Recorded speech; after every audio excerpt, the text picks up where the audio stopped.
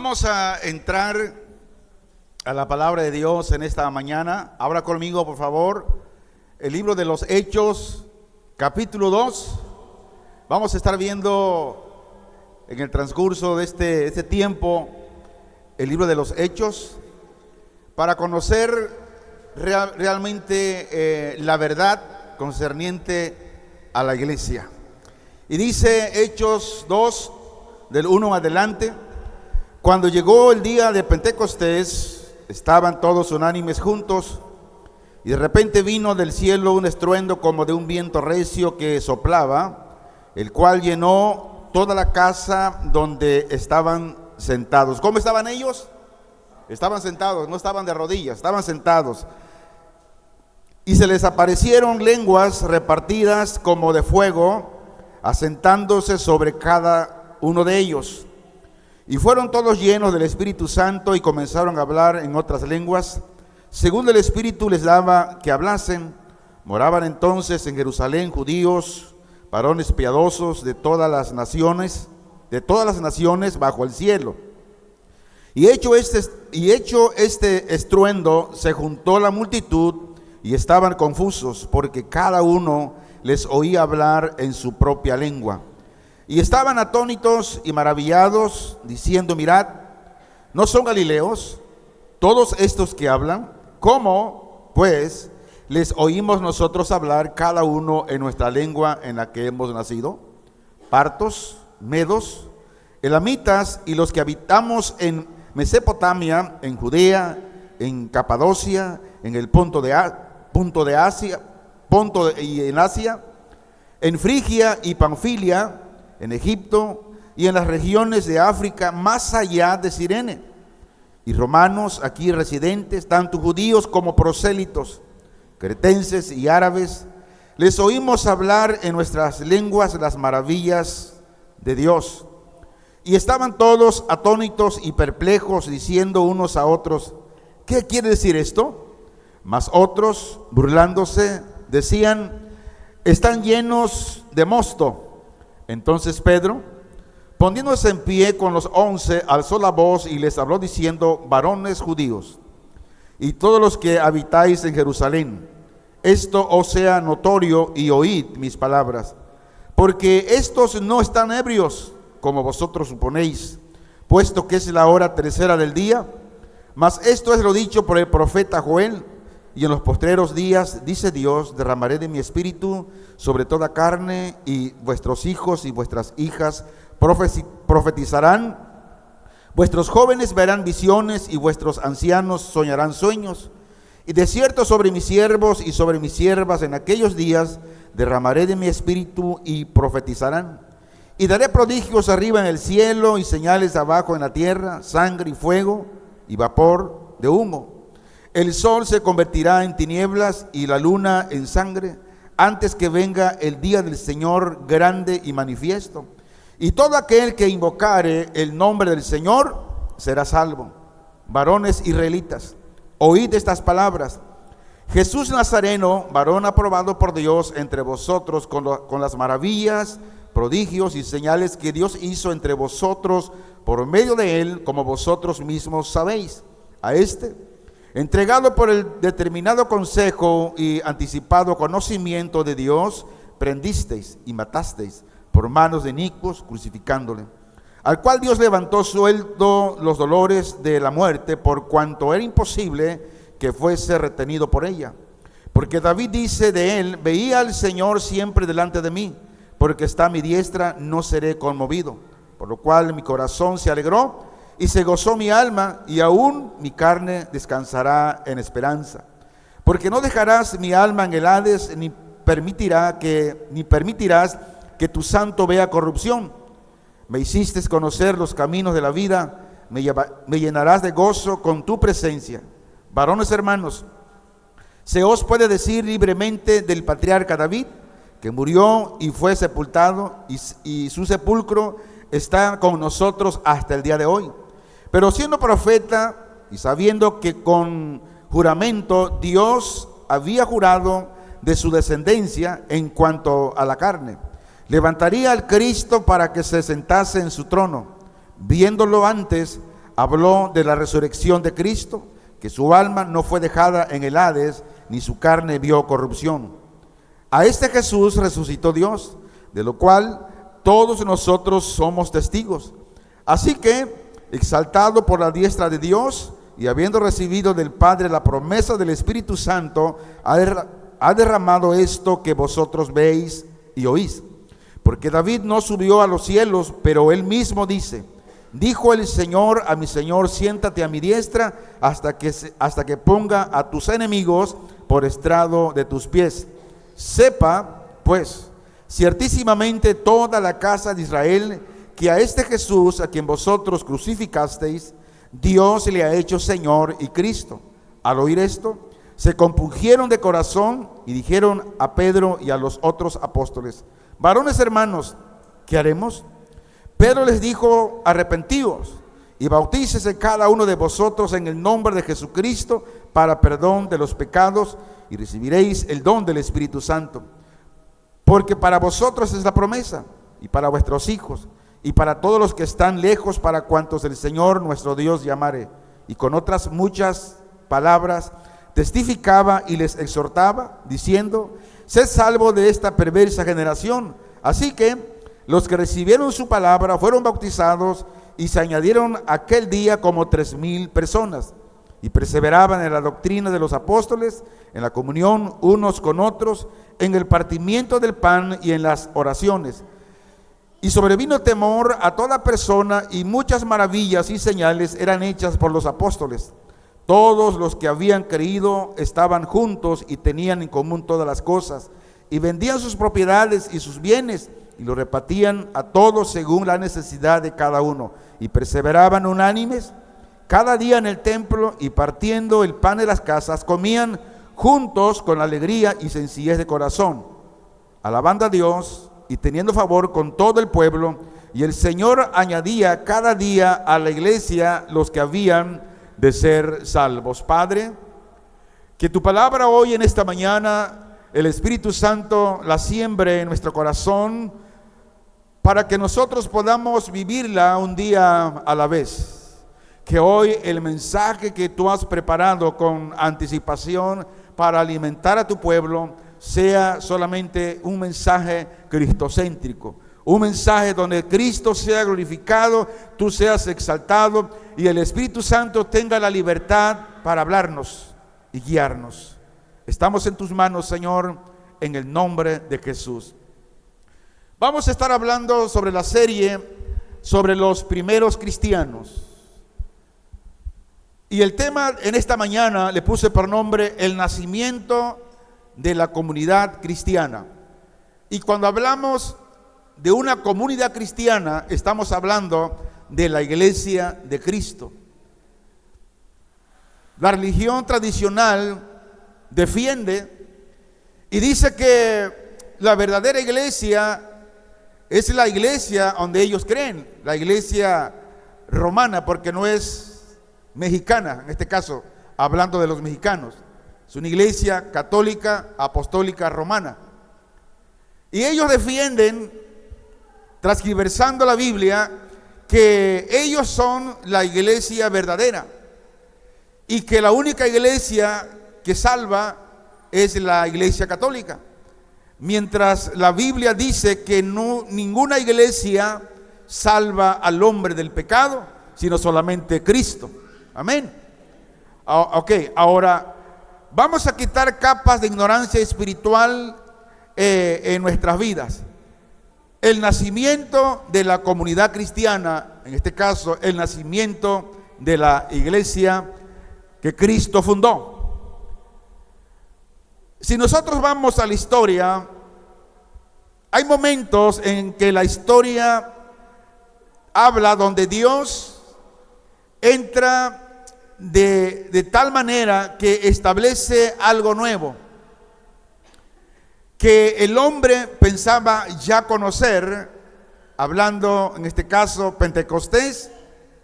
Es uno de esos momentos en el cual el hombre aún desconocía. Y Pentecostés es el inicio de una nueva humanidad. Hablamos que es el nacimiento de la iglesia que Cristo fundó, el nacimiento de una comunidad que no sería definida por etnia, cultura o política, sino por la obra del Espíritu Santo. La iglesia que fue establecida no fue establecida por el hombre, por etnias, por cultura o por política. Fue algo establecido por el Espíritu Santo.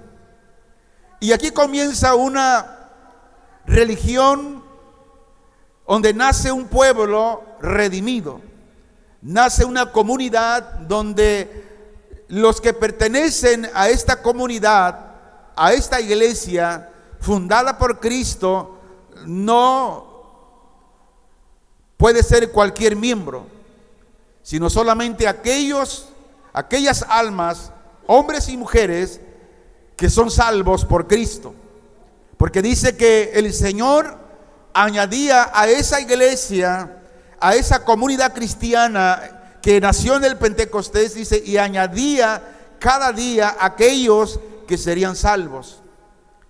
Y hoy, en este tiempo, el Espíritu Santo aún sigue añadiendo a hombres y mujeres arrepentidos por su pecado a ser parte de esa iglesia que Cristo fundó.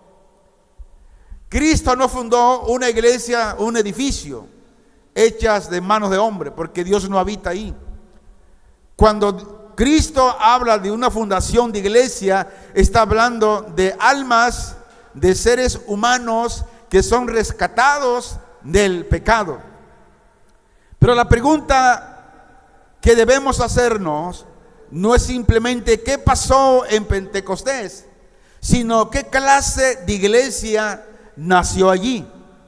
¿Cuánto nos parecemos hoy como iglesia a la iglesia primitiva? Ayer yo veía unos videos que nos enviaron, donde hoy la iglesia actual ha perdido el rumbo. Hemos dejado la dirección de la palabra, se ha olvidado la voz del Espíritu Santo a través de la palabra, y queremos tener un crecimiento de la iglesia por medio de espectáculos, de show. Pero ¿cuál es la diferencia?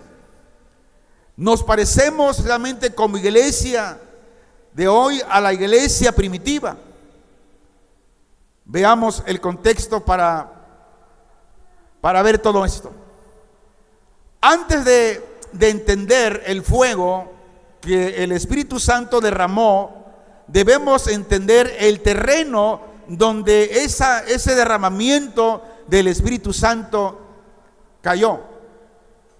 En el contexto político, debemos entender que el terreno, así, era un terreno donde Roma estaba gobernando toda la nación, e Israel estaba bajo el dominio del imperio romano. Era un sistema de control, impuestos y opresión. El pueblo judío vivía en una tensión constante. Estaban esperando un Mesías, pero el Mesías que ellos esperaban no era un Mesías crucificado, no era un Mesías que vendría montado en un asno. Ellos esperaban un Mesías que viniera montado en un caballo como jinete. ¿Cuál es la diferencia entre un asno y un caballo? El asno representaba la humildad, la paz. Y por eso Cristo vino montado en un asno. El pueblo sabía, si venía montado en un caballo, representaba un jinete, la guerra, armas. Y ellos esperaban a ese tipo de Mesías, alguien que los liberara del yugo de Roma. Ahora, en el contexto religioso, estaban los fariseos con un legalismo extremo. Estaban los saduceos con su corrupción doctrinal. El templo era el centro religioso, pero espiritualmente estaba seco.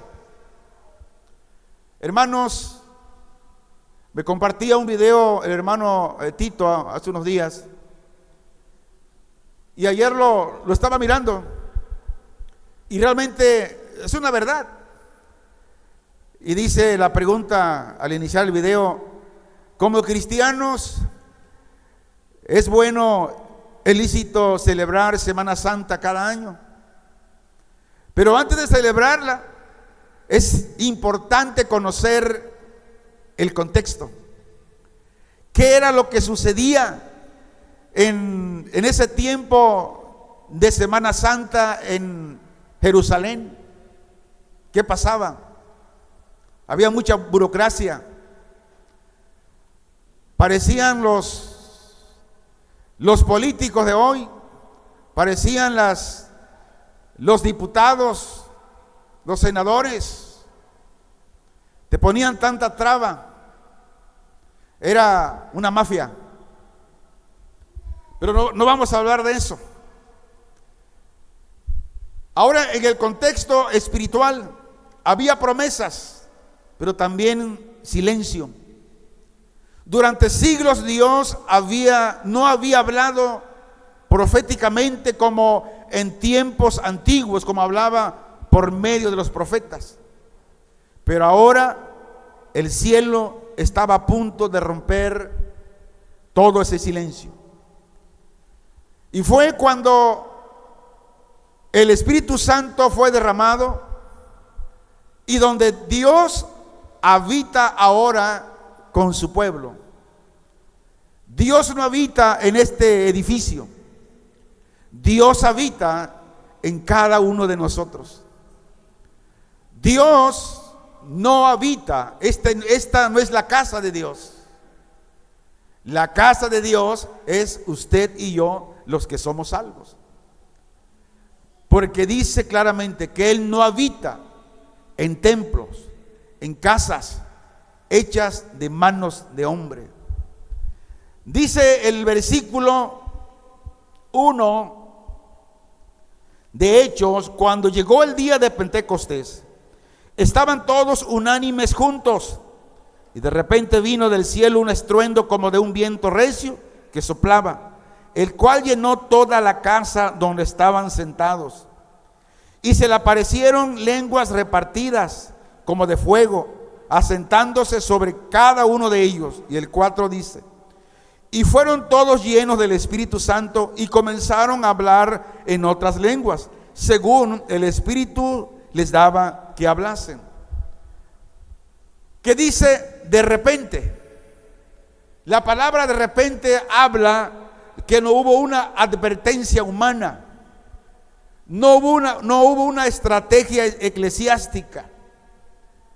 Como hoy a veces se enseña, no, pues hay que hacer aquello o el otro, o aquellos que falsificadores del evangelio, que llegan y cuentan a las de 3, dicen cuento a las de 3 y el Espíritu Santo vendrá sobre ti.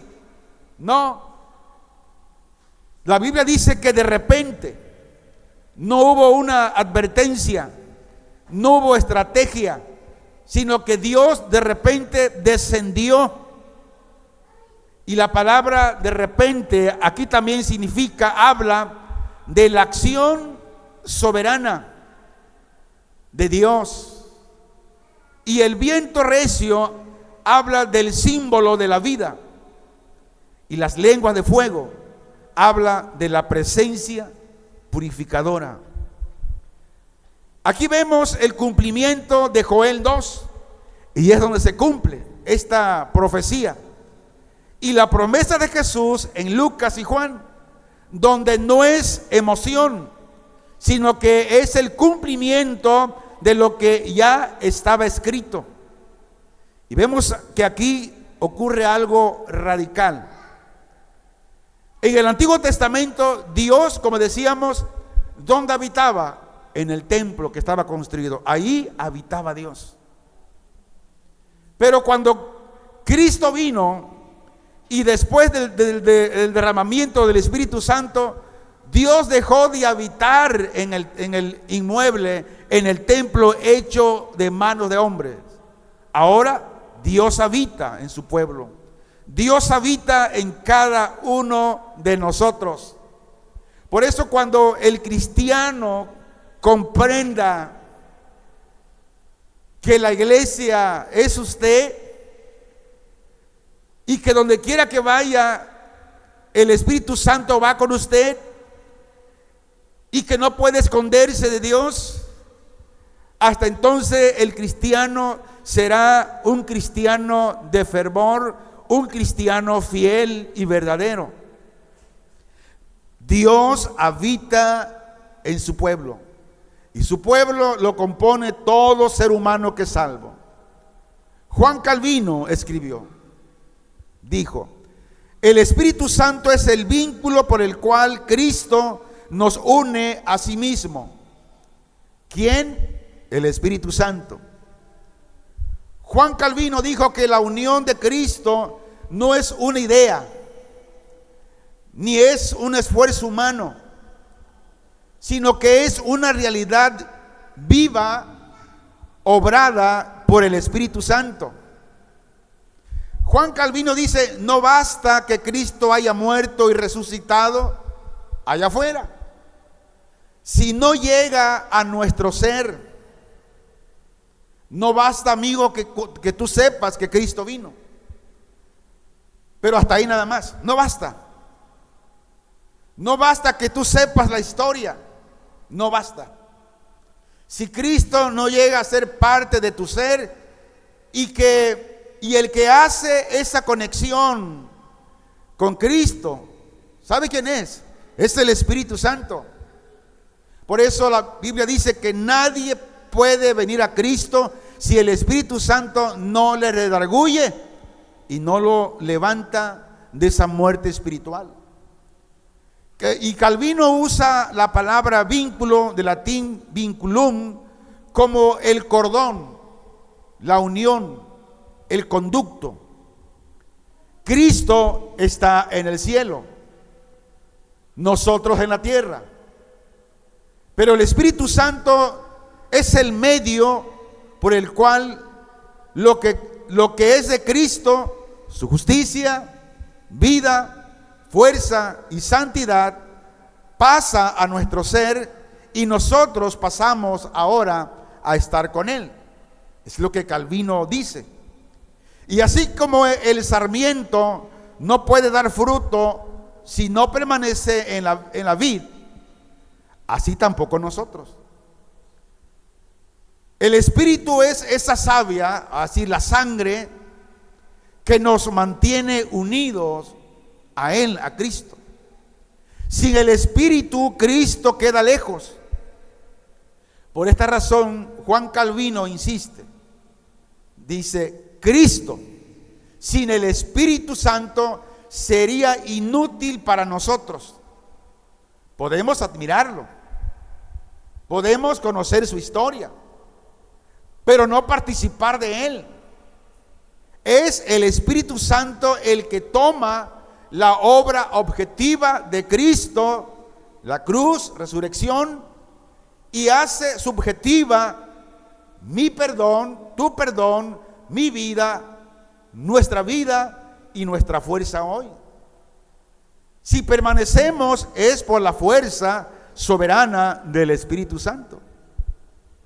La unión con Cristo es una unión verdadera. Esto significa que nos salvó Cristo por su pura gracia.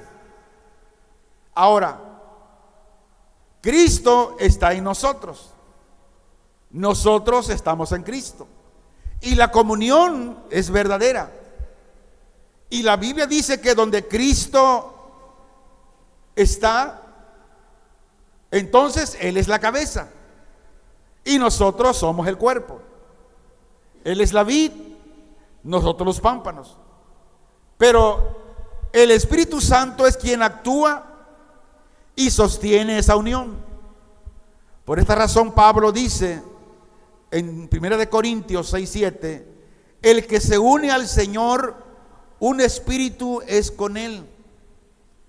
O sea, todos los salvos en Cristo estamos unidos a Él por medio del Espíritu Santo.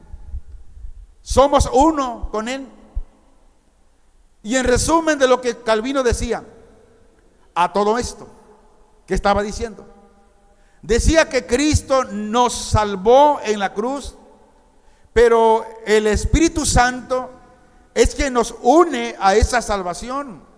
En otras palabras, el Espíritu Santo es el vínculo vivo que hace que Cristo no sea solamente un personaje lejano, sino nuestra cabeza, nuestra vida, nuestro aliento diario. Y para concluir, Juan Calvino escribe, dice, sin el Espíritu,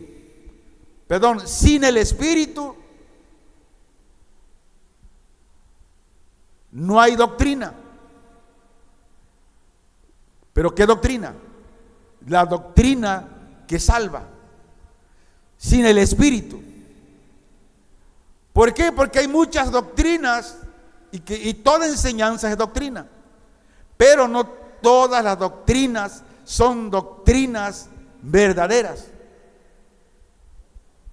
Ahora lo dice de otra manera.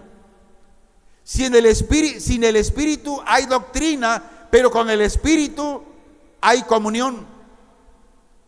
Podemos tener doctrina, pero si no tenemos el Espíritu Santo, no hay comunión. Mucha gente conoce de la Biblia. Mucha gente tal vez conoce más de la Biblia que usted y que yo, pero no tienen el Espíritu Santo. Solamente tienen intelecto, tienen conocimiento, pero no tienen el Espíritu Santo y por lo tanto no hay comunión.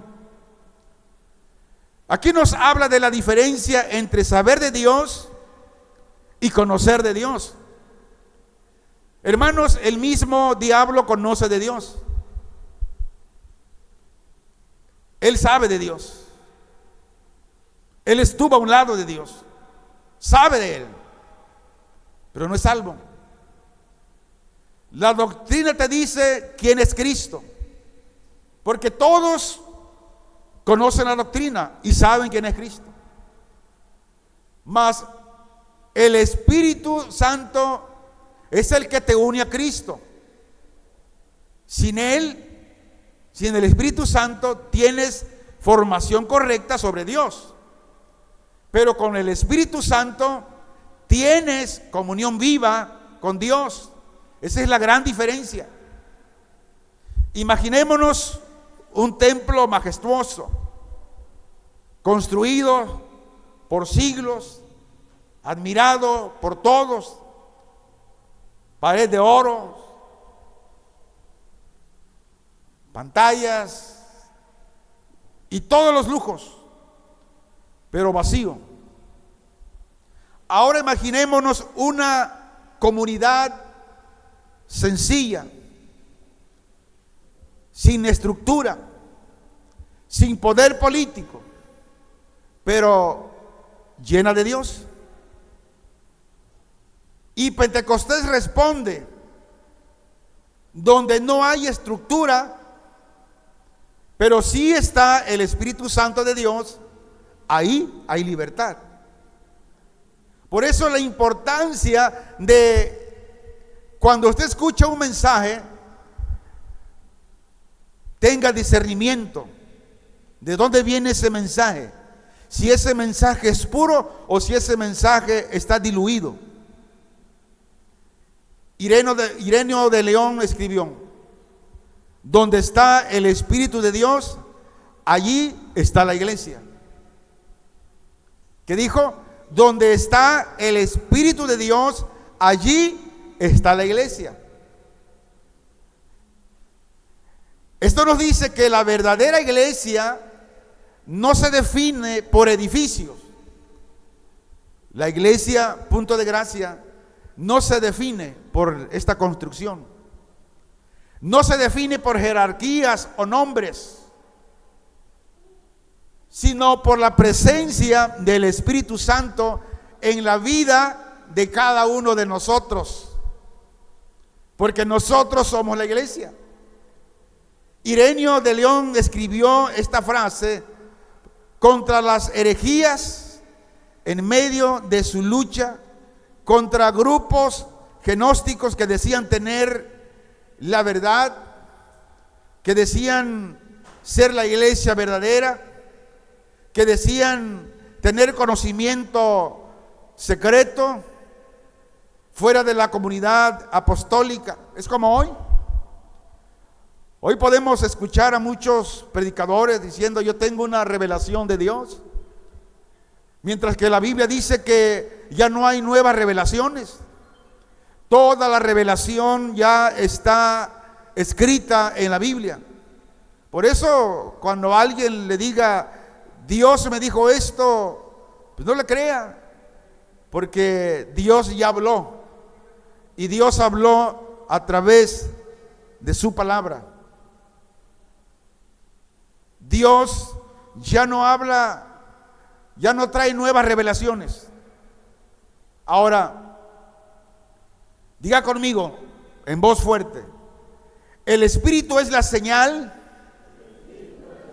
no la estructura. Mucha gente, muchos cristianos dicen: yo voy a ese lugar porque siempre está lleno y es una iglesia donde hay mucha motivación. No. El Espíritu Santo es la señal, no la estructura. Y para Ireneo decía: puedes tener organización perfecta, hacer muchos ritos, muchos trabajos, muchas cosas para levantar a la iglesia. Pero escuche bien esto: pero si falta el Espíritu Santo, entonces la iglesia no está ahí. No está ahí la iglesia. Porque la iglesia es donde está el Espíritu Santo. Es donde mora el Espíritu Santo. Ahora, donde el Espíritu Santo está obrando, dando vida, verdad y unidad, santidad, ahí está la iglesia. Aunque sea pequeña, aunque sea perseguida o sencilla, donde está el Espíritu de Dios, dice Ireneo, allí está la iglesia. Y donde está la iglesia, ahí está el Espíritu Santo de Dios.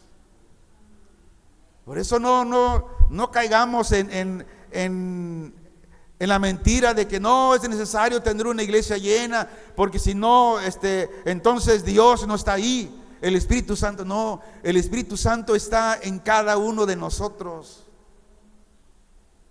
Hermanos, y el Espíritu Santo nos da los tres rasgos de la iglesia. Mire, ¿cuál es el primer rasgo de la iglesia? Digo conmigo, verdad. Amén. Es el primer rasgo de la iglesia. La iglesia predica la verdad. ¿Y quién es la verdad? Es Cristo. ¿Qué significa aquí la verdad? La verdad está hablando de guardar la fe apostólica, una fe que no es inventada, que solamente es algo que se recibió y así como se recibió, se está dando. La verdad no es algo inventado, la verdad es Cristo. Segundo rasgo, diga conmigo, vida. Ahora, ¿qué significa aquí vida? Significa renovación. Cristo nos renueva. Significa santificación. Cristo nos santifica y nos hace crecer. Tercer rasgo, diga conmigo, unidad. Ahora, ¿qué hace la unidad? La unidad une a judíos y gentiles en un solo cuerpo. En el Antiguo Testamento habla que los judíos no se juntaban con los samaritanos, con los gentiles. Pero cuando la gracia vino, Cristo vino, rompió esas murallas. Ahora este rasgo de la iglesia nos une. Ahora por eso nosotros decimos aquí, enseñamos que todo ser humano que es salvo por Cristo, salvo por la sangre de Cristo, ya sea gentil, judío, africano, italiano, español, mexicano, hindú, pero si es salvo por Cristo, somos uno en el Señor. Hermano, lo más triste es en estos tiempos es que aún muchos cristianos no han entendido esto, y lo que ha dividido a la iglesia de Cristo son los movimientos carismáticos. Es que porque yo soy del movimiento fulano, yo no puedo ir a tu congregación. Porque yo soy del movimiento perengano, ahí nos enseñan que no tenemos que mezclarnos con ustedes porque podemos contaminarnos. ¿Dónde está el rasgo de la iglesia? Si la Biblia dice que somos uno en Cristo, hermanos, sin el Espíritu Santo solo hay cáscara, doctrina sin vida, unidad sin amor, forma sin poder.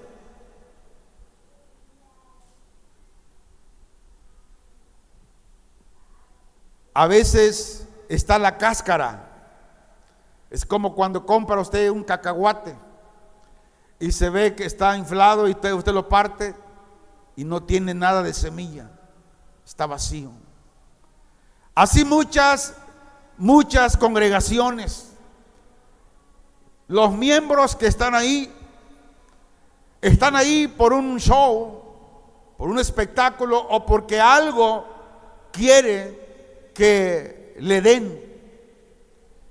Pero la Biblia es muy clara, dice, sin el Espíritu Santo solo hay cáscara, una doctrina sin vida, una unidad sin amor, forma sin poder.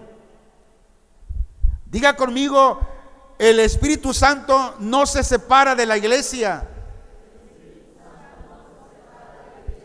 Vea, hermanos, por eso siempre hemos dicho aquí, tenemos que capacitarnos todos los días a oír la voz del Espíritu Santo. Y la voz del Espíritu Santo viene por medio de la palabra de Dios, no por otras cosas. Los gnósticos decían, nosotros tenemos el Espíritu, aunque estamos fuera de la iglesia. Oiga esto, es como el cristianismo de hoy. Algunos dicen, yo no necesito ir a la iglesia a reunirme para que yo sea salvo. Bueno, por una parte tienes razón, la iglesia no te salva. Pero si tú dices que eres salvo, entonces tienes el Espíritu Santo y por lo tanto eres parte de la iglesia. Y como parte de la iglesia no debe dejarte de congregar, como muchos tienen por costumbre. Por esa razón Ireneo responde diciendo que eso es imposible, porque el Espíritu Santo no es un don privado solo para iluminados. El Espíritu Santo es el alma del cuerpo de Cristo. Donde Él está, hay comunión. Donde el Espíritu Santo está, hay fe común, hay amor fraterno. Si no está, entonces todo eso que dices que tienes, no lo tienes. Hermanos, si no hay esto, no está el Espíritu Santo, no habita en tu vida. Una iglesia no se reconoce por sus muros, sino por su aliento. ¿Quién es el aliento de la iglesia? El Espíritu Santo. Y es la misma idea de Juan Calvino cuando dijo que con el Espíritu hay comunión, pero aplicada al cuerpo colectivo. Sin el Espíritu, dice, sin el Espíritu hay institución. Hay esto, haz aquello, haz el otro. Pero con el Espíritu hay una iglesia viva. Cuando hablo de una iglesia viva, no estoy hablando de este edificio, sino que hablo de todo cristiano personal. Es un cristiano vivo, que ama, que disfruta la presencia de Dios. La pregunta en esta mañana es: ¿buscamos estructura o buscamos presencia de Dios? ¿Dependemos de programas o dependemos del Espíritu Santo?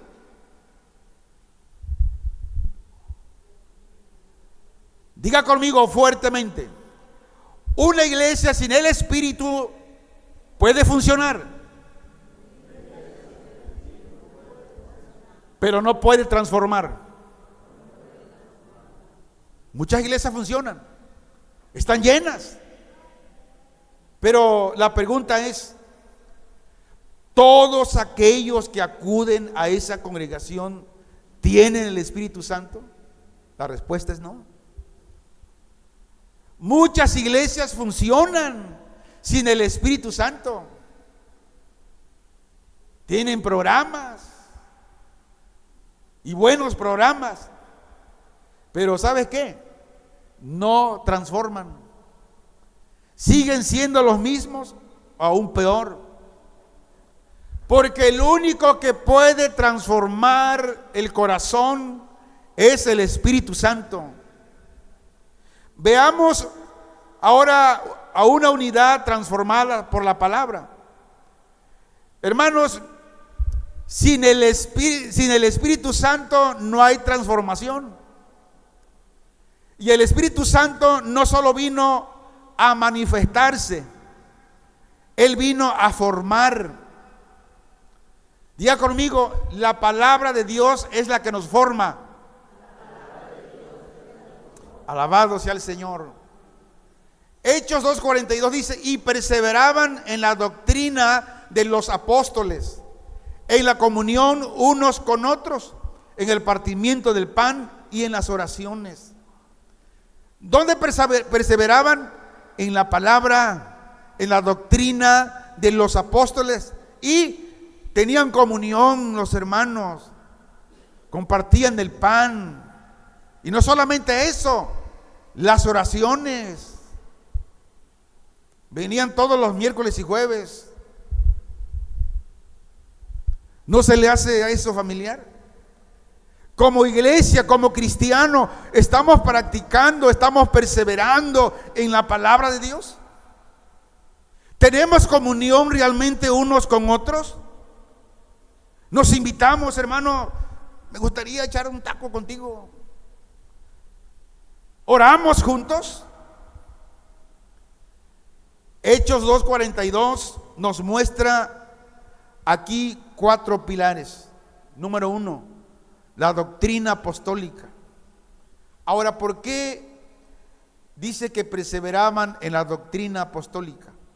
El contexto dice que en ese tiempo aún la Biblia no estaba escrita en su totalidad. Solo existía el Antiguo Testamento, de aquello que los profetas hablaron de lo que iba a suceder, como el nacimiento de Cristo por medio de María, siendo una virgen, porque no había tenido un contacto sexual, sino que siendo virgen nació Jesús. Y era la única predicación que había, y por eso dice ellos perseveraban en la doctrina, doctrina apostólica. Número 2, el pilar número 2, la comunión. Cuando hay comunión con los cristianos, pues hay relación, nos conocemos.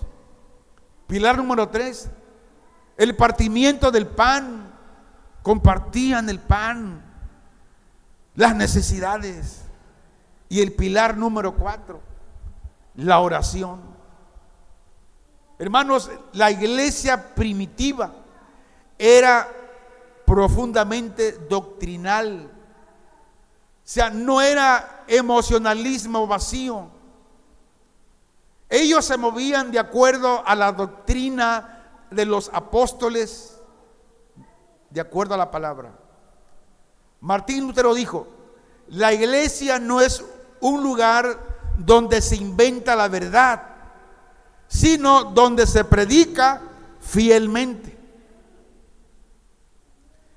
Martín Lutero dijo que la iglesia no tiene autoridad para crear una verdad o para crear la verdad. La iglesia está solo para servirla y anunciarla tal como la ha recibido. Esto lo dijo en plena reforma. Por eso es que Calvino luchó contra Roma. Conozca la historia de esos hombres. Por eso cito muchos comentarios de ellos. Él se manifiesta contra la idea de que la iglesia, el Papa, los concilios, donde ellos podían definir doctrinas nuevas y obligar a creerlas. Hermanos, la iglesia no es un lugar donde se inventa la verdad.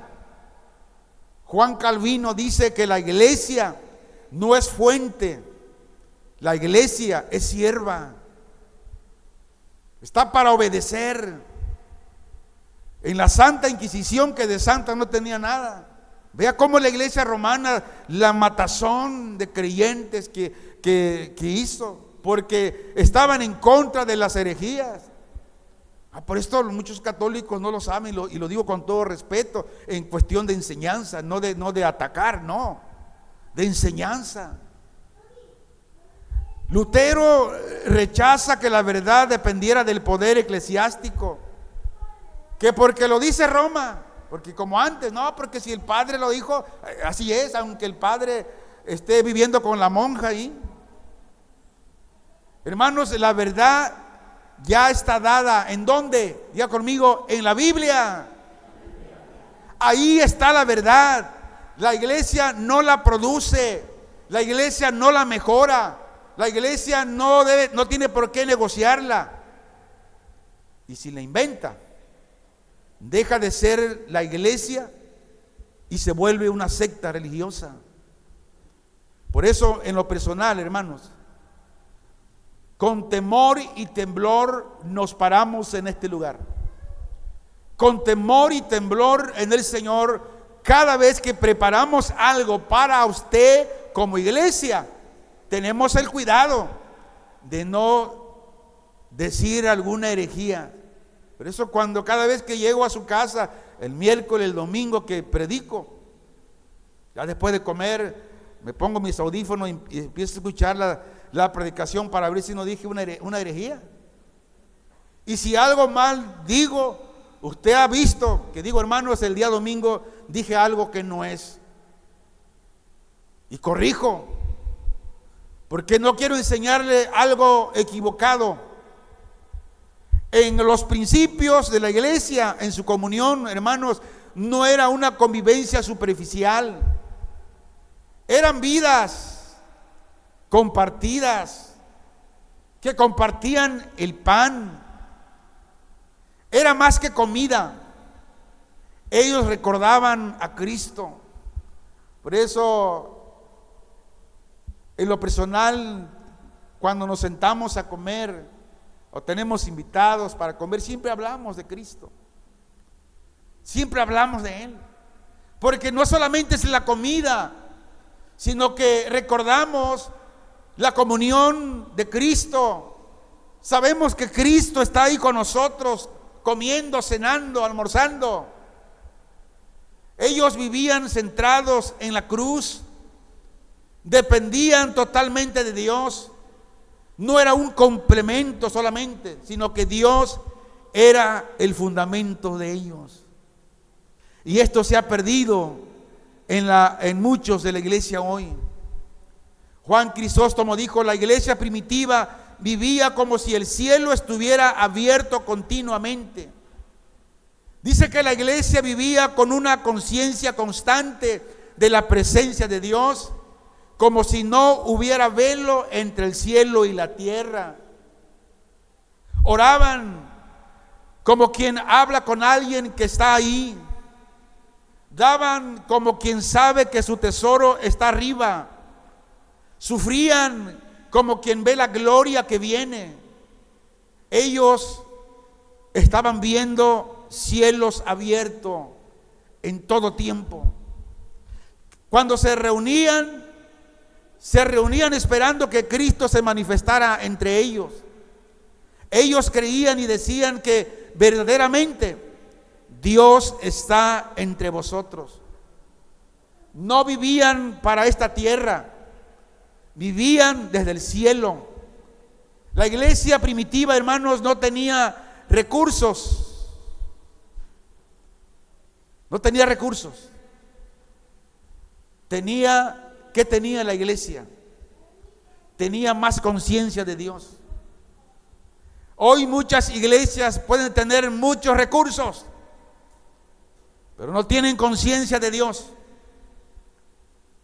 Los primeros cristianos no tenían recursos, eran demasiado pobres, pero tenían conciencia de Dios. No esperaban un avivamiento futuro como hoy muchos cristianos están esperando todavía un avivamiento que vendrá según ellos. Ellos vivían cada día como si el cielo estuviera abierto sobre ellos. Juan Crisóstomo cierra diciendo lo siguiente: que cuando la iglesia pierde esa conciencia, se vuelve terrenal, aunque conserve la doctrina. Todo este tiempo vamos a estar hablando del libro de los Hechos. Hermanos, una iglesia no es la más sana, sino la más fiel. Recuerde que sin doctrina hay desviación. Sin la doctrina de Cristo hay desviación. Sin comunión hay frialdad.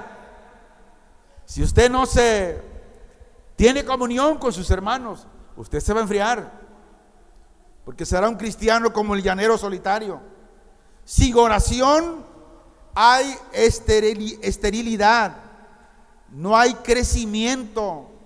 Sin oración, lo repito, hermano de la religión, sin la oración, si usted no ora en su casa, si usted no viene a la oración, usted será un cristiano que forma la iglesia, pero usted está estéril.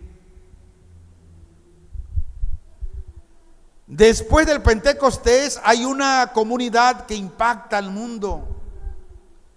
¿Pero por qué, hermanos? Mire, cuando una iglesia, hablamos de cristianos, está lleno del Espíritu Santo y fundamentado en la verdad, el resultado es inevitable.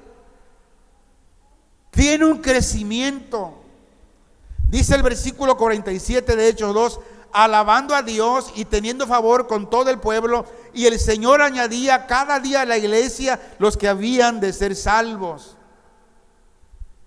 El crecimiento era un crecimiento divino. No es un marketing, publicidad. No, ¿qué era? Era obra de Dios. Había testimonio visible. ¿Por qué? Porque había favor con el pueblo. Hermanos, la predicación más poderosa es el testimonio visible.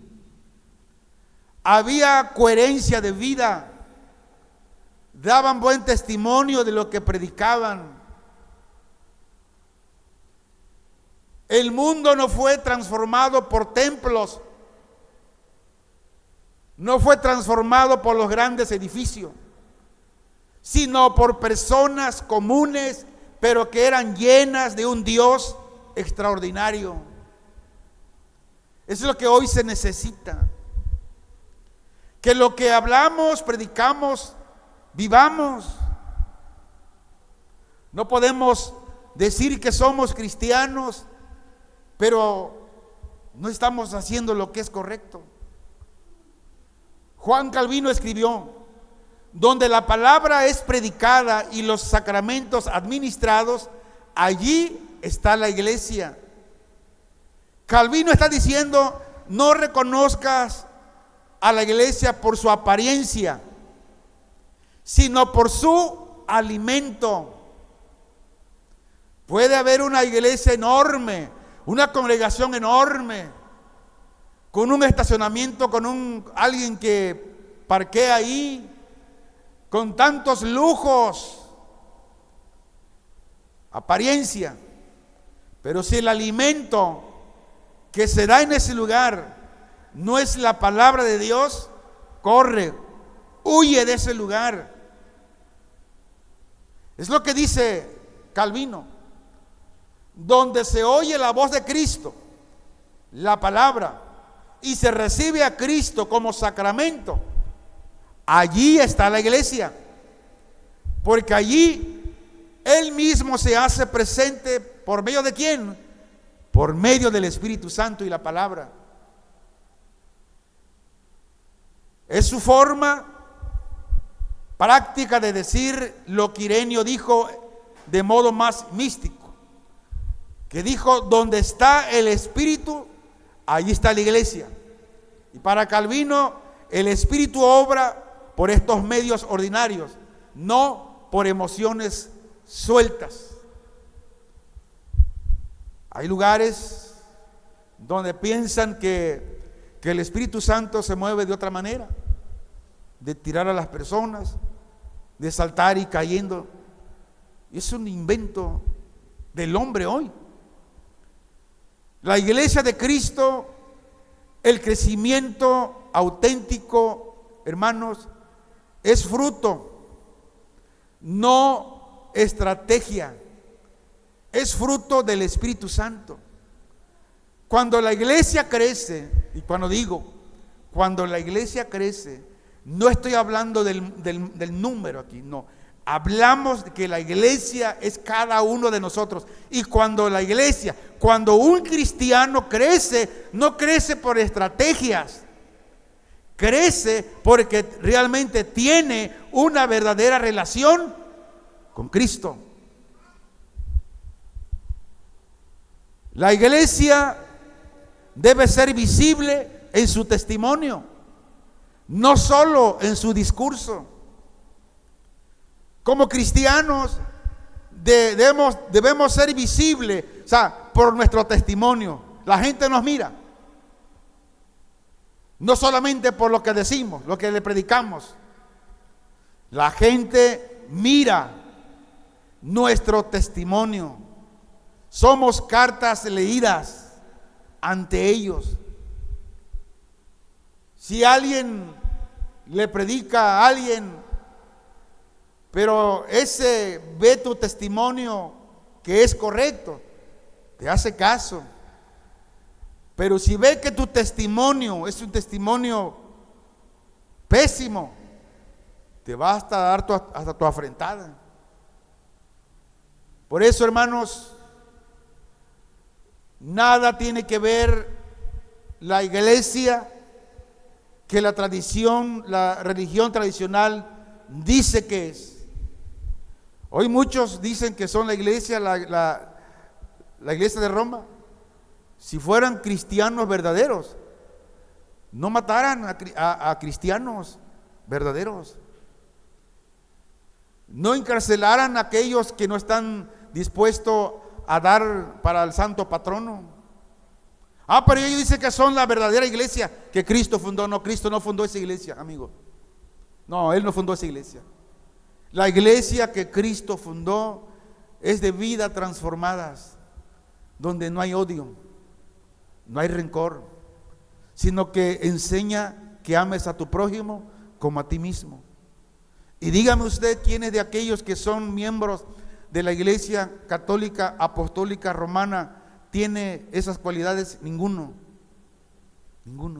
Por ahí entre 100 habrá como 10 que a veces hasta decimos nomás le falta ser cristiano, pero el más porcentaje son perseguidores de la verdadera iglesia de Cristo. Quiero dar esta conclusión. Pentecostés no fue solo el inicio de la iglesia, fue el inicio de una nueva reforma de vivir. Por eso enseñamos aquí. La religión te condena, o sea, no te condena, ni te salva. Que te condena es el pecado, que te salva es Cristo. Y Pentecostés no fue solo el inicio de esta iglesia, el nacimiento, fue el inicio de una nueva reforma de vivir una vida nueva. Fue el inicio de una comunidad llena del Espíritu Santo. Fue el inicio de una comunidad centrada en la palabra de Dios. Fue un inicio, una comunidad comprometida en la comunión. Un inicio donde una comunidad poderosa era poderosa en testimonio. Y el llamado final es cómo hacernos una pregunta. Ahora, la pregunta no es si admiramos la iglesia primitiva, no. La pregunta es, mejor, ¿estamos dispuestos a ser como ella? ¿Estamos dispuestos a ser como esos cristianos? Y la razón es porque implica rendición total. Ellos se rindieron totalmente al Señor. Ser como ellos indica dependencia absoluta.